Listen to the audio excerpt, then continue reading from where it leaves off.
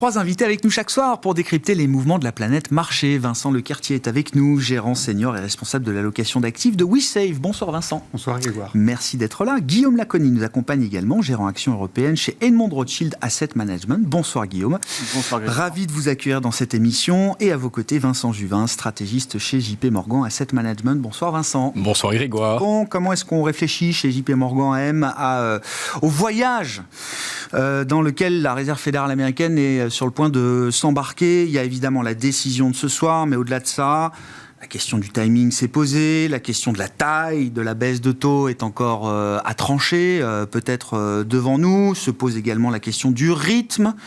Une fois tous les 2 meetings, une fois tous les meetings, est-ce que ce rythme peut évoluer? Et puis la question de la destination finale, du point d'arrivée théorique en tout cas pour la Réserve fédérale américaine. Qu'est-ce que vous attendez de ce cycle de baisse de taux et de l'entrée de la Fed dans le jeu de ce cycle de baisse de taux?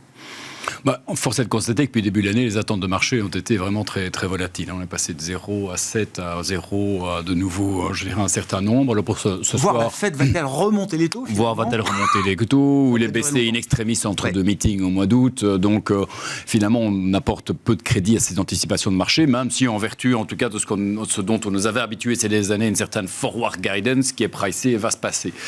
Alors, on price aujourd'hui 50 points base de baisse de la Fed. Ça, c'est le marché. Le marché à quoi? 68, 69, 70%? Me semble-t-il, j'ai pas vu hier, c'est à peu 60, près l'ordre de grandeur du moment. Il me semble objectivement beaucoup trop. Et quelque part, si ça se passait, voilà, on va pas être définitif, mais enfin, si la Fed faisait 50 points base aujourd'hui, moi je verrais les marchés dans le rouge, dans le sillage. Ce serait quelque part dire au marché, il se passe quelque chose que vous n'avez pas bien anticipé, ou il se passe quelque chose qui est sans doute plus grave que ce qu'on peut voir dans les chiffres macroéconomiques. Même avec une communication adaptée à 50 BP, vous imaginez que le marché aurait du mal à bien le prendre? En tous les cas, la communication jusqu'ici nous a pas vraiment préparé à 50 BP. Et objectivement, depuis le début de l'année, moi j'entends, en tout cas des économistes, je peux imaginer qu'on ait des scénarios qui soient différents, mais parler de récession depuis 2 ans aux économies, je m'évertue depuis 2 ans à rappeler que c'est pas notre scénario. Je pense qu'on n'est toujours pas au bord d'une récession. On l'a encore vu dans les chiffres de vente au détail aux États-Unis, où objectivement on a sur le business investment, sur la consommation des ménages et même sur le déficit qu'il faudrait réduire, mais là-bas tout le monde s'en fiche.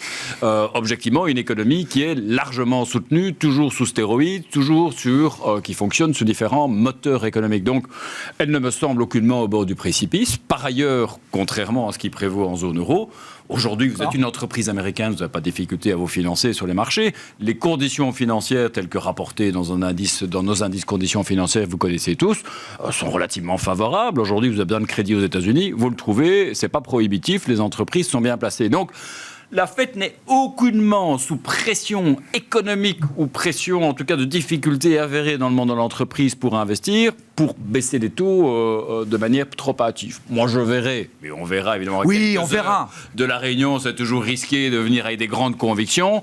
Je verrai 25 points de base cet après-midi, ce soir, et je verrai finalement 25 points de base à peu près par trimestre. Ça me semble être un rythme. Une fois tous les 2 meetings pour démarrer, 25 points de base, ça paraît suffisant à ce stade. Rappeler le contexte data dependent, qu'il n'y a pas urgence économique à faire davantage, sachant qu'on a tous un peu cette idée de taux, en tout cas où on s'arrêterait entre 2,5 et 3 comme point bas du cycle de baisse de taux, à revoir en fonction de l'actualité économique. Mais voilà, en tout cas, il me semble que les marchés obligataires ont déjà quand même beaucoup anticipé des fortes baisses de taux d'ici la fin de l'année. Donc attention, si on devait... D'ici à l'été prochain, c'est 200 points de base de baisse de taux qui sont anticipés. C'est-à-dire que non seulement c'est gros, mais c'est dans un temps relativement court. Ce qui, en l'état actuel de nos connaissances économiques, semble beaucoup trop objectivement. Une récession est toujours possible, et en tant que bonne économie, je vous expliquerai après pourquoi elle a commencé, mais aujourd'hui, on n'en voit pas les prémices. Objectivement, il faut qu'on me dise où est le problème.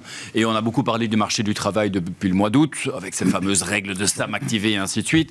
Elle-même a nuancé le caractère prédictif de cette règle, et on voit encore très bien que ce marché du travail, il est particulièrement résilient aujourd'hui. Vincent Lequertier, j'allais dire votre avis, dans quelle équipe est-ce que vous êtes, puisqu'on ne peut pas se dédire comme ça maintenant à 2 ou 3 heures de la décision de la Fed, mais au-delà de ça, j'allais dire, qu'est-ce que ça change de voir la Fed qui entre dans le jeu de ce cycle de baisse de taux? Qu'est-ce que ça change pour l'investisseur? Qu'est-ce que ça change pour d'autres banques centrales également, par exemple? Je faisais partie de ceux qui espéraient une baisse de taux en juillet, donc je vais ne pas espérer 50 points de base maintenant. Très bien.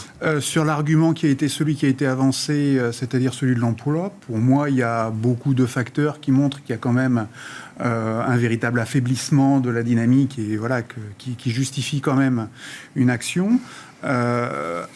La Fed a été capable de remonter de 75 points de base ses taux dans la phase de hausse. Commencer par 50, moi, ne me choque pas. Surtout si on est dans l'idée qui est la mienne, c'est-à-dire que c'est avant tout une normalisation des taux et non pas une avancée pour contrer un affaiblissement violent de la croissance économique. Pour moi, c'est avant tout une normalisation. Donc, une normalisation en commençant par 50 ne me choque pas. C'est pas contradictoire.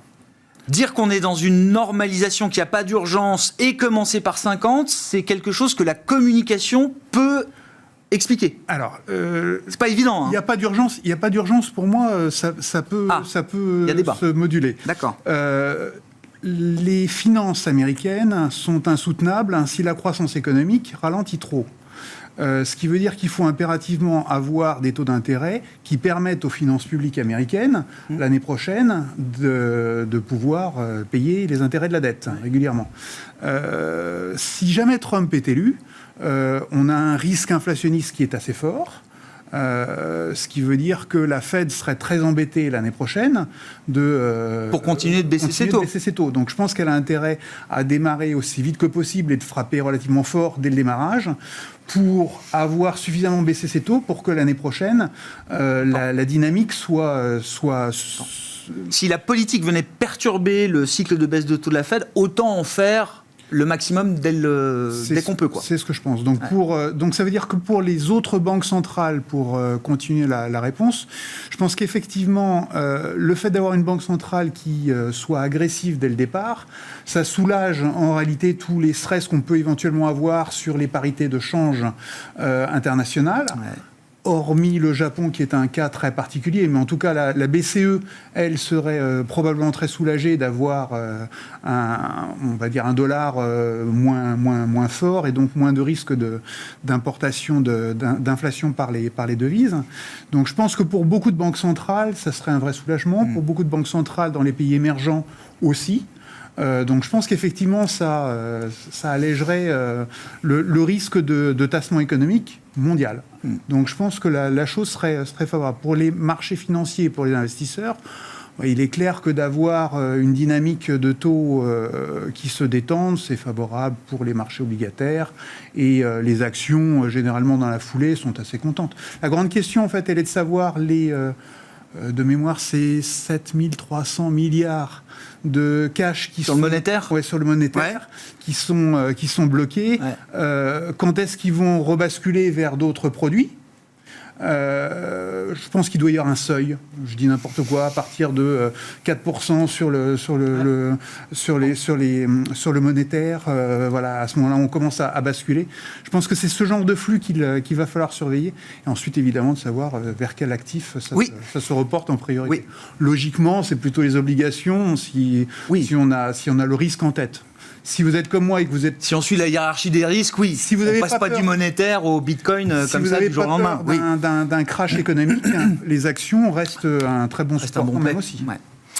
Bah tiens, justement, Guillaume Laconi chez Edmond Rothschild Asset Management, comment dans les comités d'investissement, est-ce que vous avez une vue maison sur le démarrage de la Fed ce soir ? Et au-delà de ça, comment est-ce que vous voyez se développer un peu le cycle de baisse de taux et quels impacts sur les marchés globaux et notamment sur votre univers d'investissement actions et actions européennes spécifiquement. Alors pour commencer ma réponse, pour le gérant action que je suis, le cycle économique est plus important pour les bénéfices que l'environnement de taux. C'est beaucoup plus important. Finalement, que les taux baissent ou montent, si le cycle économique n'est pas bon, les marchés n'iront pas très bien. Si le cycle économique est bon, les marchés equity globalement iront correctement. Nous, on n'a pas de scénario maison chez Edmond Rothschild. On regarde finalement ce que price le marché aujourd'hui. Comme vous le disiez tout à l'heure, le marché price aujourd'hui 70% 5% de baisse de taux de 50 BP, sachant qu'on part de niveaux qui sont quand même historiquement relativement élevés. Et j'ai assez de sympathie avec l'argument que M. Ding évoquait en disant qu'en baissant de 50 BP, la Fed, du coup, se redonnerait des marges de manœuvre pour avoir plus de flexibilité en 2025, compte tenu de l'incertitude qu'on a liée à l'économie, à la présidentielle américaine. C'est une assurance qui coûte pas cher, qui comporte pas de risque particulier à ce Je stade. suis enclin à penser que le marché, au moins le marché equity, pourrait être déçu qu'il ne fasse pas 50 BP, donc pourquoi ne pas faire plaisir au marché Je le redis, ça a été dit à l'antenne. Et au-delà de ça, venant d'un économiste, il vaut mieux parfois décevoir les économistes plutôt que les marchés. Donc on se retrouve dans cette situation. Et au-delà de ça, ce qui est important aussi, c'est plus que le chiffre en tant que tel, finalement, c'est les commentaires derrière qui vont accompagner cette décision. Déjà, quelle va être la justification qui sera apportée au moins 25 ou au moins 50, et puis surtout, quelles sont les perspectives que la Fed donnera en termes d'évolution de l'inflation et du chômage notamment, puisque la Fed a ce double mandat d'inflation et également de chômage. Et très clairement, depuis Jackson Hole, on a compris que le focus de la Fed était davantage sur le chômage et donc sur l'économie globale que sur l'inflation qui, globalement, est plutôt rentrée dans le tube du dentifrice, ce qui n'était pas encore un point qui était totalement acquis il y a quelques mois. Donc, tout ça pour dire que, voilà, nous, c'est vraiment le discours auquel on va être attentif. Et justement, rappelant les fondamentaux et la force du cycle, notamment pour le prix des actifs, est-ce que vous avez un doute aujourd'hui sur le cycle de croissance américain, par exemple, en l'occurrence aujourd'hui, quand on regarde les différents indicateurs macroéconomiques, on ne peut pas anticiper que l'économie va rentrer en récession. On a des chiffres qui sont plus positifs, mais globalement, la consommation tient. Le marché de l'emploi est certes moins dynamique qu'il ne l'était, mais là encore, on part d'un effet de base qui était extrêmement fort. Peut-être anecdotique, mais les chiffres de mise en construction qu'on a eu en début d'après-midi étaient encore finalement très fort avant même qu'on ait cette baisse de taux. Donc globalement, l'économie américaine, elle va plutôt correctement et elle ralentit. Tout l'enjeu, et c'est un petit peu le débat qu'il y a dans le marché, les bears vous diront qu'on est vraiment au précipice de la récession et que par définition... Et que ça peut aller vite, que c'est pas linéaire. Et les gérants ne la voient jamais, ne voient rien. Une fois qu'on est dedans. D'autres sont plus enclins à penser qu'on s'en plutôt vers un scénario de soft landing. Et donc là, si la Fed est suffisamment à droite pour accompagner ce ralentissement, du coup, scénario soft landing pourrait effectivement être le bon, auquel cas là, pour les actifs risqués, dont les equity, ça reste positif. plutôt constructif. Mais aujourd'hui, on va encore avoir ce débat pendant quelques mois. Et puis en plus, l'éléphant un peu dans la pièce, c'est quand même l'élection américaine, puisqu'en fonction du vainqueur, on peut avoir un environnement fiscal et également un environnement, on va dire, géopolitique qui peut être totalement... Ça peut être une source de perturbation importante, parce que c'est vrai qu'on en fait toujours beaucoup sur l'aspect politique, d'autant plus une élection présidentielle américaine dans le contexte qu'on connaît, mais souvent on s'aperçoit aussi parfois que il y a des garde-fous autour des prises de décision politiques, qu'elles soient institutionnelles, qu'elles soient financières avec les marchés. Et au final, est-ce que vraiment on marque des ruptures à chaque fois ? C'est pas si évident que ça. Perturbation, je dirais pas forcément perturbation, mais à minima, on va dire incertitude. Et derrière, au-delà aussi de qui sera le président, il faudra voir aussi quelle va être la composition de la Chambre des représentants, également la Chambre et du Sénat, puisqu'en fonction de la composition de ces différentes chambres, le président n'aura pas forcément les mêmes pouvoirs. Mais aujourd'hui, ça crée de l'incertitude. Juste si on prend les programmes, alors ce qui est déjà une hypothèse forte quand on parle de politique. Partant du principe que les programmes seront appliqués, quoi. Partant du principe que les programmes, de ce qu'on en connaît, sont appliqués. Si jamais Trump passe, globalement, la baisse de taxes qu'il anticipe fait que les EPS du S&P, toutes choses étant égales par ailleurs, monteraient de 4%. D'accord. Si on applique le programme de Kamala Harris, ça baisserait de 7 ou 8%.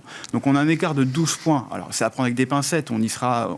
Pour sûr, on n'y sera pas, mais néanmoins, quand on regarde, ça crée un petit peu d'incertitude. Donc forcément, je pense de l'attentisme à la fois pour les investisseurs et également pour les sociétés quand il s'agit de prendre des décisions d'investissement. J'imagine qu'un certain nombre peuvent être repoussés à après le mois de novembre pour savoir à quelle sauce ils vont être mangés d'un point de vue fonction fiscal. du secteur auquel vous appartenez, effectivement, que vous soyez dans l'énergie renouvelable ou dans le gaz de schiste, effectivement... Ça peut être un peu binaire. Ça peut changer un peu la donne. Allons-y, puisque...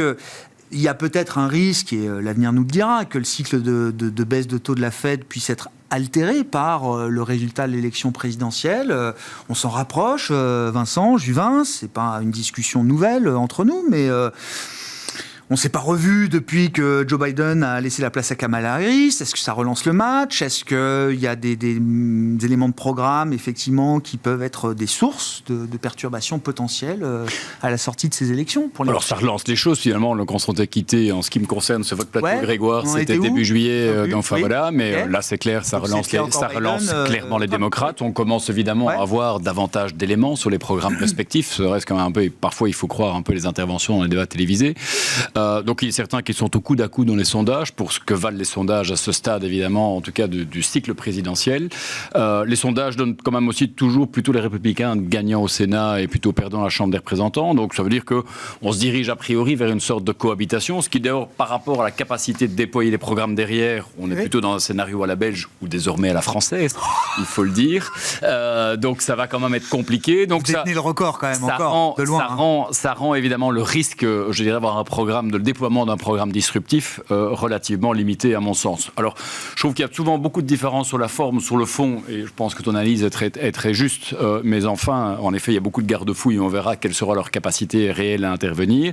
Et puis, parfois, c'est un petit peu paradoxal, mais on voudrait parfois traiter les élections dans nos portefeuilles, mais on a pu voir ces dernières années qu'on a vu la fausse bonne idée. Les résultats, enfin, en tout cas, les mouvements de marché faisaient tout le contraire de ce qu'on va attendre. Oui. Sous Trump, le secteur des énergies fossiles a connu une période vraiment difficile. Exxon est sorti du Dow Jones sous la mandature de Donald Trump. Merci de le rappeler. Alors que le secteur des énergies renouvelables n'a jamais connu une période aussi faste qu'à l'époque. Le cycle. Grâce aux engagements net zéro de la plupart des autres pays occidentaux. À contrario, sous Biden, et on va le remercier en Europe parce que crise énergétique oblige, on est bien content, qui pompent leur gaz de schiste pour nous le réexporter. Mais la production pétrolière sous Biden est montée de 18 millions de barils jour on est au à max. peu près 21,5. C'est un boom pétrolier gigantesque. Premier exportateur de pétrole. A fait une performance fantastique. Maintenant, par rapport au programme environnemental des États-Unis, qu'on peut résumer un peu à l'ARA, l'Inflation Reduction Act, qui bénéficiait d'ailleurs essentiellement aux États républicains. Donc, est-ce qu'on va réellement le déboucler? Par ailleurs, on s'était tous émus, nous, en Europe, de ce programme qui est finalement très protectionniste, très America First et autres. On se demande d'ailleurs si des républicains auraient fait quelque chose de plus protectionniste encore que cela. Donc, déboucler ça me semble quand même relativement peu probable. Par ailleurs, c'est vrai qu'on pourrait craindre que les élections sont un frein à l'investissement. Quand on voit ce que fait les large cap tech aujourd'hui dans les annonces, eux, ils s'en font pas. 200 milliards dans l'IA, vous ne pouvez pas vous permettre de ne pas investir, quel que soit le résultat de l'élection. Ça, d'accord. Ça, oui. Quand on voit les niveaux, ça veut dire que cette incertitude des élections freine relativement peu l'investissement aux États-Unis. D'ailleurs, moi, objectivement, j'étais plutôt positif sur l'économie américaine cette année, mais je m'attendais quand même à ce que, taux oblige, on ait quand même un tassement quand même plus important du capex des entreprises américaines. Or, probablement influencé par les investissements de la tech, mais de manière générale, ça tient relativement bien la route. Donc, moi, je ne suis pas particulièrement inquiet, je reconnais l'aspect volatilité, ça c'est une certitude. Par contre, sur les élections, je pense qu'il n'y a pas, faut pas grossir le trait. On reste, nous, dans nos portefeuilles diversifiés, long US Equities, et on est plutôt rassuré par rapport à cela, alors pas par les élections, mais par le fait que ces dernières semaines, et certainement au cours de la résultats du second trimestre, on a vu vraiment un élargissement de la base de performance. Ici, Corporate America, dans son ensemble, soutient la performance du S&P 500, et surtout à un moment où on peut s'inquiéter davantage d'investissement en Europe, on a de l'investissement aux États-Unis qui est vraiment délivré par ces entreprises du S&P 500. Alors il y a l'investissement des entreprises et puis il y a la manière dont on gère des investissements et des allocations d'actifs. Qu'est-ce que vous dites à ce stade justement? Est-ce que l'exceptionnalisme américain reste encore un thème d'investissement très fort, très puissant à travers l'IA, le dollar qui a quand même un peu baissé, etc. Ou est-ce qu'il est temps peut-être de repenser un peu justement des allocations qui ont été quand même très tournées vers les États-Unis ces derniers temps? Je pense que là, tout dépend si vous regardez déjà les grandes caps, les petites caps, c'est déjà un premier sujet. Ouais. Donc les grandes caps, clairement, il y a un biais croissance, techno, et celui-là, il est grosso modo incomparable dans le monde. Voilà. Donc il n'y a pas le choix. Si vous regardez... Et les résultats de ces boîtes-là sont à la hauteur des valorisations atteintes aujourd'hui. C'est-à-dire, dans la logique d'un investisseur, ça reste un équilibre risk-reward intéressant? Ou est-ce qu'on atteint quand même une forme de... je vais dire de pic ou de plateau, je ne sais pas.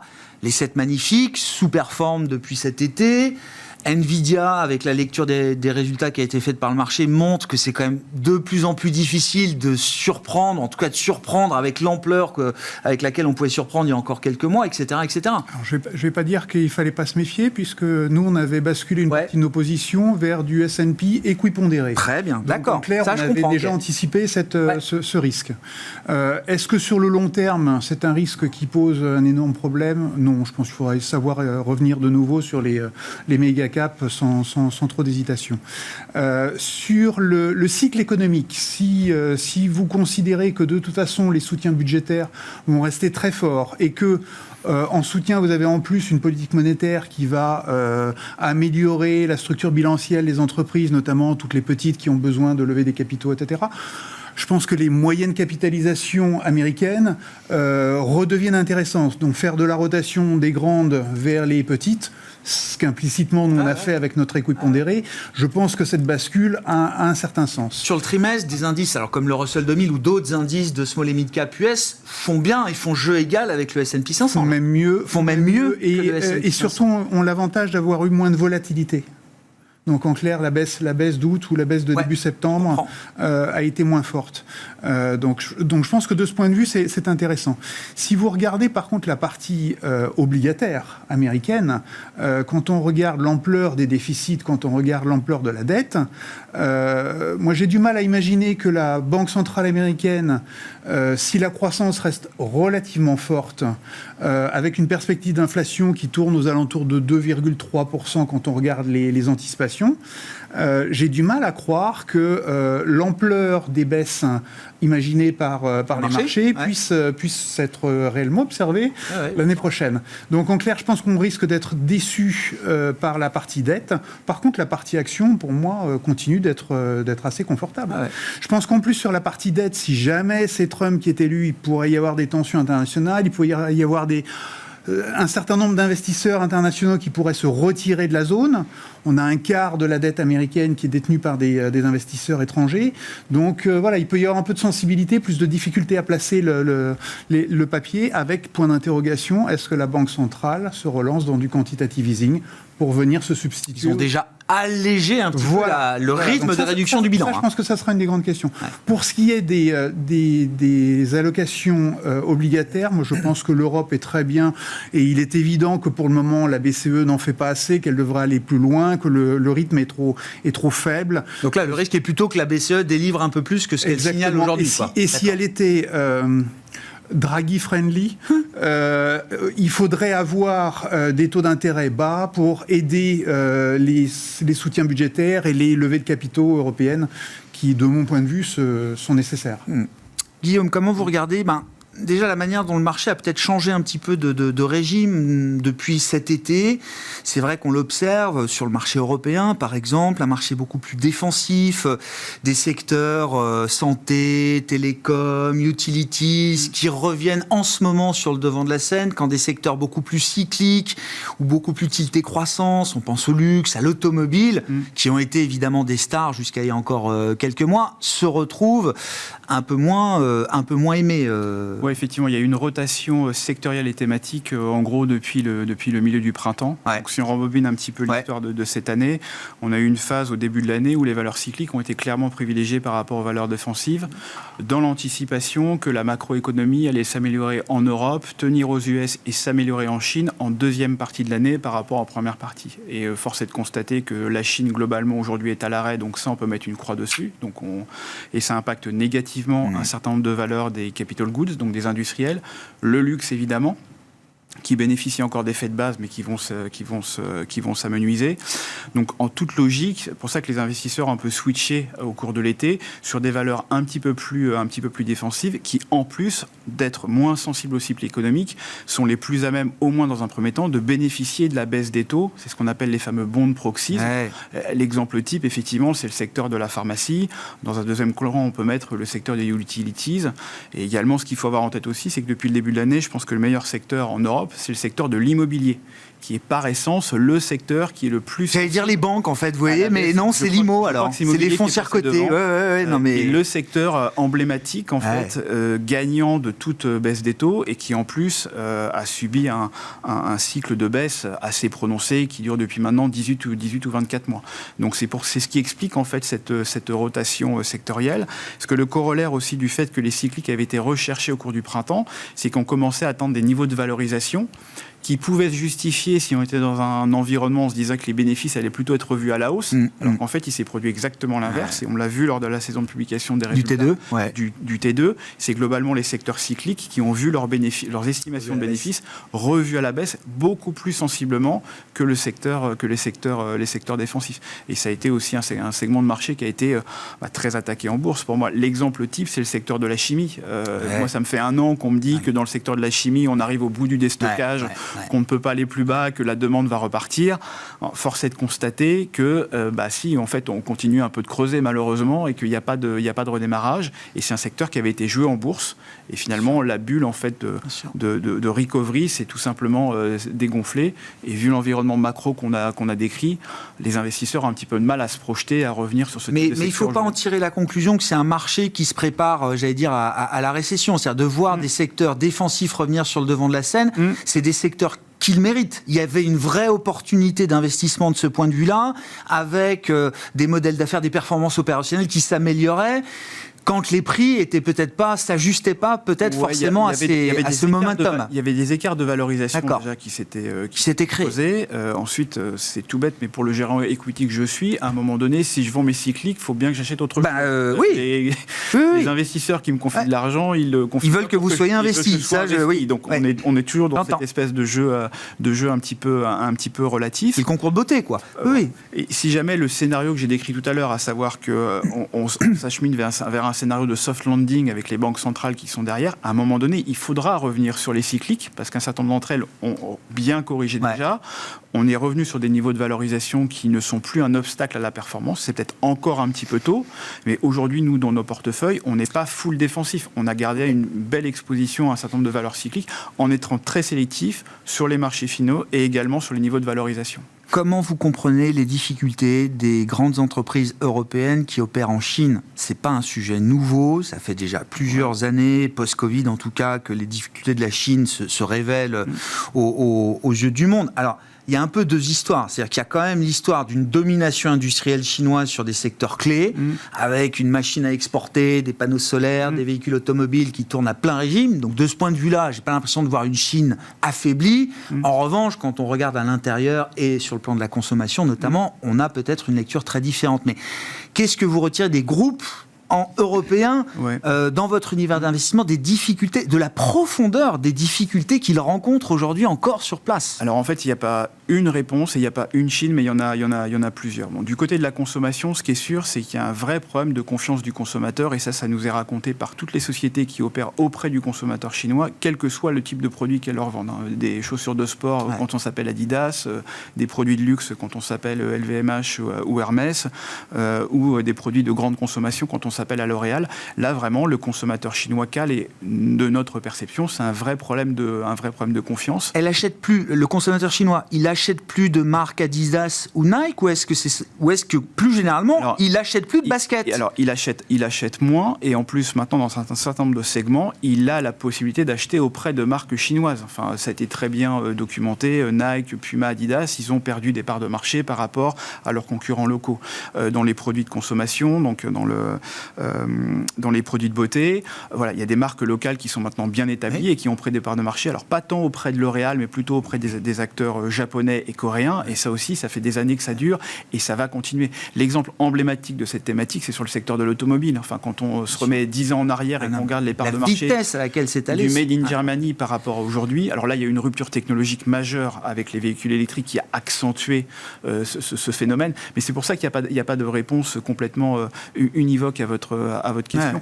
Et même au sein des secteurs, une société comme Schneider en Chine s'en sort relativement bien. Siemens, qui fait des produits aujourd'hui, finalement, quand on regarde de très haut, relativement comparables, souffrent beaucoup plus, parce qu'en fait, leur exposition à la clientèle finale est plus importante. Concrètement, Siemens travaille beaucoup plus avec des constructeurs automobiles, alors que Schneider ne travaille très peu avec ces gens-là.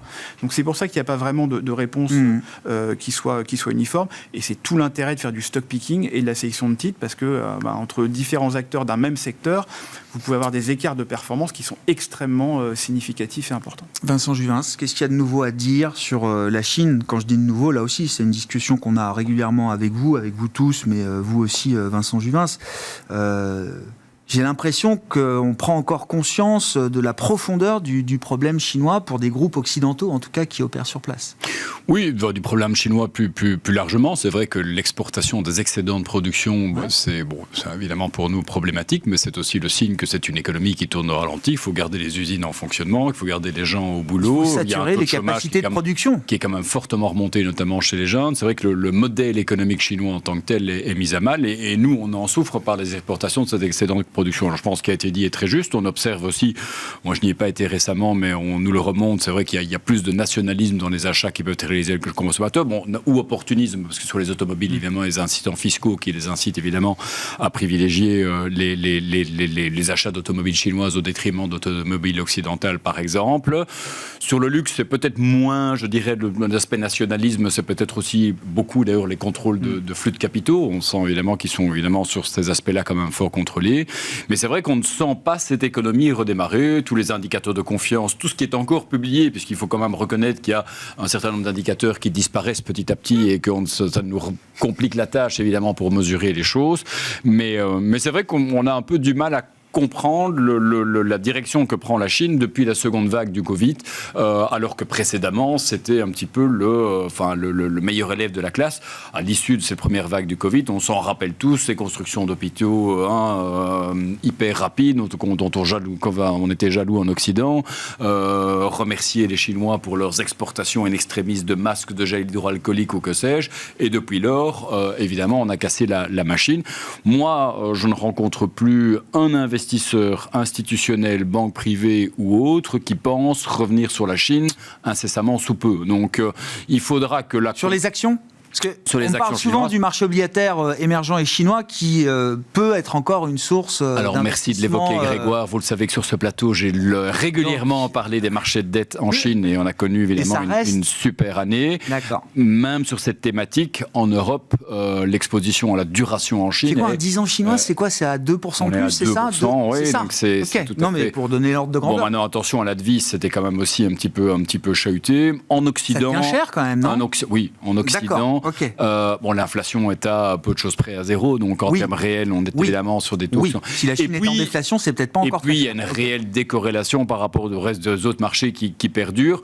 Cela étant, alors que ça m'a toujours semblé être une bonne idée d'un point de vue diversification d'un portefeuille obligataire, en tout cas dans une gestion institutionnelle, il n'y a pas de flux chez nous. Les contrôles sur les flux de capitaux sont tellement problématiques que objectivement, je ne sens pas de flux. Le Moyen-Orient est parfois peut-être plus acheteur dans un contexte de diversification du portefeuille de devises et avec en tout cas des connexions avec la Chine qui sont plus évidentes, mais États-Unis, Europe, c'est fini sur les equities et sur la dette, a fortiori sur le crédit en Chine, puisque là on a été brûlé sur les dossiers notamment immobiliers. Donc la Chine, c'est quasi ininvestissable aujourd'hui pour la plupart des investisseurs. Il faudra que la confiance revienne localement, des consommateurs certainement, mais des investisseurs. Les marchés devront partir d'abord avec cette réallocation du cash des investisseurs vers les marchés equity, et s'il y a un momentum qui repart, je pense que les investisseurs occidentaux reviendront par opportunisme par la suite, parce que le drame, et moi je ne suis pas un stock picker, mais c'est que finalement en Chine, il y a des valeurs qui sont, c'est des screaming buy en termes de valorisation. Et il y a toujours, en tout cas, des valeurs d'innovation et de technologie, effectivement. C'est incontestable, il n'y a juste pas de flux et on n'a pas la volonté de se brûler une fois de plus, j'ai envie de dire, comme ça a pu être le cas ces derniers mois. Les derniers convaincus ont lâché prise. Ça restera des opportunités tactiques. Voilà, dans les émergents, par contre, nous, on a remonté les émergents dans les allocations. On a évoqué le cas de la Fed qui baisse les taux, 25, 50, on verra, mais déjà avec la baisse du dollar cet été, ça favorise les émergents.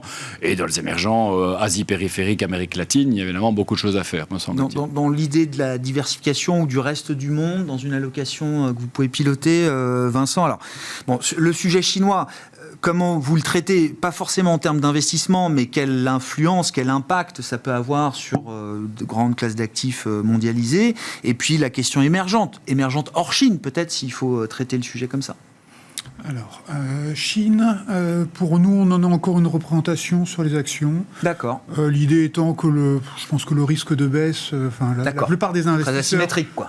Les investisseurs internationaux sont sortis. Dès que les investisseurs locaux commenceront à se réveiller, et je pense que la seule chose qui peut vraiment les réveiller, c'est des bonnes nouvelles sur l'immobilier. Assez clairement, c'est le noyau qui fait que la confiance des ménages se porte très très mal. Donc je pense que le jour où ils se prendront en main sur cet aspect-là, les particuliers et les institutions locales investiront, et peut-être que les investisseurs étrangers se réveilleront à leur tour. Donc nous, on en garde un petit peu. Sur les émergents, nous, on est structurellement sous-investis. Parce qu'il y a énormément de relocalisation d'activités, de souveraineté, de problématiques de transition énergétique, donc où se passent les choses. Ça comme une classe d'actifs homogène, c'est pas évident aujourd'hui. Moi, je trouve ça très compliqué de bien comprendre en fait où sont les impulsions. Il y a des effets de devises qui peuvent être très importants. Au Mexique, Inde, etc. Donc moi, je préfère avoir une allocation entre guillemets de représentation, et par contre travailler beaucoup plus les aspects sectoriels, les aspects politiques, devises, etc. sur la partie des pays développés que je pense mieux contrôler. Oui, maîtriser. Ce qu'on connaît le mieux, oui, voilà. Effectivement, j'entends. Et sur la partie devise, justement, donc il y a un chemin évident pour le dollar, par exemple, parce que c'est quand même un actif clé aujourd'hui. Est-ce que le dollar a déjà intégré un bon nombre de baisses de taux de la Fed? Est-ce que ça peut amener le dollar encore un peu plus bas? Implicitement, je vous ai répondu tout à l'heure, puisque je vous ai dit que je ne croyais pas à l'ampleur de baisse que le marché a aujourd'hui en tête. Je pense que l'atterrissage en douceur se fera. Je pense que la croissance économique américaine surprendra une fois encore plutôt favorablement. D'accord. Donc, il n'y a pas de raison de voir une baisse marquée du dollar partant des niveaux c'est-à-dire actuels, que quand je vois la déliquescence progressive qui se passe en zone euro par rapport aux États-Unis, je veux bien que les États-Unis aient beaucoup de dettes et que ça puisse être un sujet sur les devises, mais en fin de compte, je suis plus à l'aise à être investi sur un pays qui investit sur le long terme, qui génère de la croissance et qui du coup... en fin de compte, sera solvable et pourra me rembourser, plutôt que sur un pays sur une zone qui s'atrophie. Donc je pense que le dollar, moi, contrairement au consensus, je pense qu'il vaut mieux plutôt être encore acheteur sur les niveaux actuels. Je pense qu'il n'y a pas grand-chose à perdre. Dans le pire des cas, vous allez à, un 13, quelque chose comme ça. Sur et par contre, retourner vers la parité, je pense que la probabilité est plus forte. Oui, j'entends, oui. Bon, le smile du dollar, le sourire du dollar est peut-être devant nous. Guillaume, si je reviens au marché actions et en Europe, notamment, un aspect qu'on n'a pas évoqué, qui a été soulevé par Vincent Lecartier, c'est la question de la taille d'entreprise. Est-ce que là aussi, on observe une forme de retour des plus petites capitalisations boursières par rapport aux grandes capitalisations boursières? Et est-ce que c'est un trend? Est-ce que c'est quelque chose sur lequel vous avez envie de vous appuyer en termes de gestion action? Alors en fait, à l'image du rebond des cycliques qu'on avait eu au printemps, on a observé exactement la même chose sur les small caps, et ça a été un faux départ en fait d'école finalement, parce que la hype a duré à peu près un mois et demi, et ça a été complètement stoppé au mois de juin. En fait, l'annonce de la dissolution a été un peu le clou dans le cercueil. Et en fait, toute la surperformance qui avait été accumulée en mars, avril, mai a été rendue en à peine 2 mois.